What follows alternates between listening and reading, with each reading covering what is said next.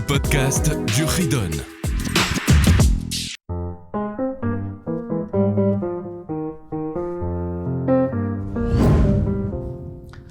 Bonjour les enfants, nous voici pour la suite de ce Ridon, toujours concernant les lois du Shabbat. Chapitre 49. La bougie de Shabbat et la bougie de la fête. Il y a une mitzvah qui est Midera Banan selon les sages. En effet, nos sages nous demandent d'allumer une bougie veille de Shabbat et veille de Yom Tov. Cette mitzvah, qui est des Rabbanan, c'est la troisième mitzvah des Chachamim, qui est l'obligation d'allumer cette bougie. Alors, qui allume cette bougie?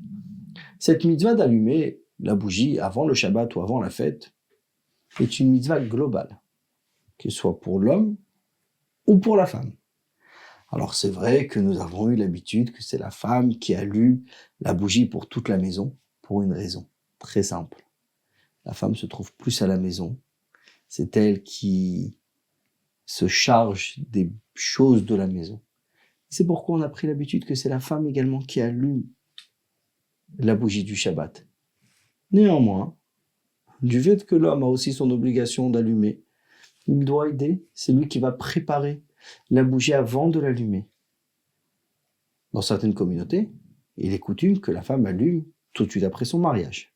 Dans d'autres communautés, il est également coutume que la fille allume dès qu'elle sait parler, c'est-à-dire à peu près 3 ans.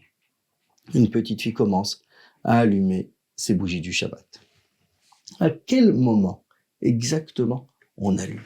Vous voyez très bien, dans nos maisons, ça arrive l'heure de l'allumage des bougies, tout s'arrête. Et tout doit s'arrêter, il faut se préparer à l'allumage des bougies du Shabbat.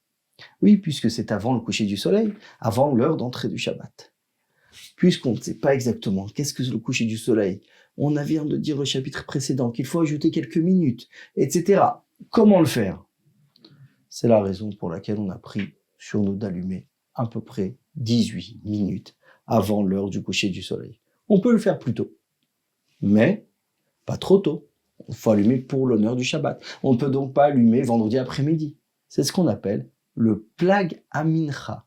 Ce moment du plag amincha, qui est 1h15 avant le coucher du soleil, mais selon ce qu'on appelle les shaot zmaniyot, c'est-à-dire quand je calcule mes heures depuis le lever du soleil jusqu'au coucher du soleil. Je divise ma journée en 12, et ainsi je regarderai à peu près 1h15. C'est-à-dire, c'est ce qu'on appelle dans les calendriers le plag amincha. Ce plag amincha, il faut y faire attention pour, si on veut, faire entrer le Shabbat plus tôt. Avec quoi on allume? Donc bien sûr, l'idée est d'allumer une bougie. Alors ça peut être avec de l'huile d'olive, toutes sortes d'huiles, des bougies de cire. Une seule bougie suffit pour la mitzvah. Mais il y a plusieurs coutumes. On a pris l'habitude d'allumer 2 bougies puisqu'on a 2 mitzvahs dans le Shabbat. Zachor, se souvenir du Shabbat. Shamor, préserver, garder le Shabbat. Il y a ceux qui ont l'habitude également d'allumer selon le nombre de membres de la famille. Donc, autant d'enfants qu'il y a, autant on ajoute des bougies. Comment on allume? Alors, avant d'allumer les bougies, pour les dames qui ont l'habitude de faire la prière de Mincha, elles vont le faire avant. Puis, on met quelques pièces dans la tzedaka. Cette boîte de tzedaka, il faut y faire attention qu'elle soit déposée, puisque après ça va devenir mouktsé. On n'a pas besoin le Shabbat, elle est réservée à quelque chose qui n'a pas d'utilité le Shabbat, alors qu'elle ne nous gêne pas pour le Shabbat, ou elle pourrait être posée jusqu'à la fin du Shabbat.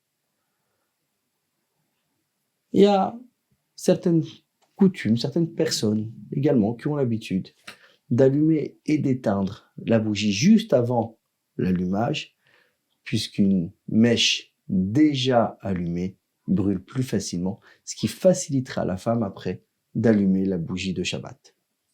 Donc la femme qui allume les bougies devra remuer ses bras 3 fois autour des bougies, puis une fois après avoir remué, elle va mettre ses mains sur le visage et réciter la bénédiction de Asher Kideshanu b'mitzvotav etzivanu, lehadlik ner shel Shabbat, donc il nous a sanctifiés par ses mitzvot et nous a ordonné d'allumer la bougie du Shabbat. C'est un moment de joie, c'est un moment de prière, où on peut demander à Dieu d'avoir de bons enfants qui grandiront des bons érudits à la Torah. Pour Yom Tov, les jours de fête, il y a une toute petite différence. La différence est simple, c'est que le Yom Tov, j'ai le droit d'utiliser une flamme existante.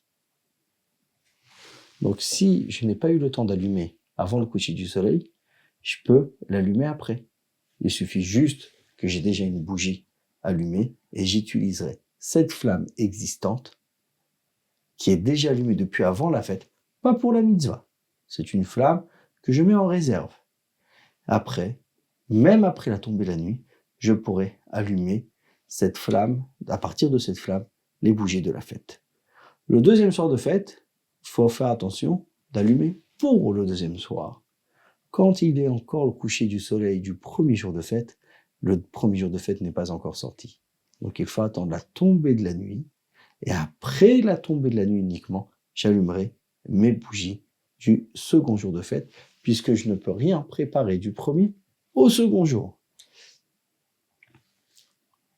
Durant les jours de fête, à part la bénédiction traditionnelle de l'Ehadlik, Ner, Shel, Yom Tov cette fois-ci, d'allumer les bougies de la fête, il y a une bénédiction supplémentaire qui est la bénédiction de Shechianu, où on remercie Dieu de pouvoir revivre ce moment et de célébrer la fête.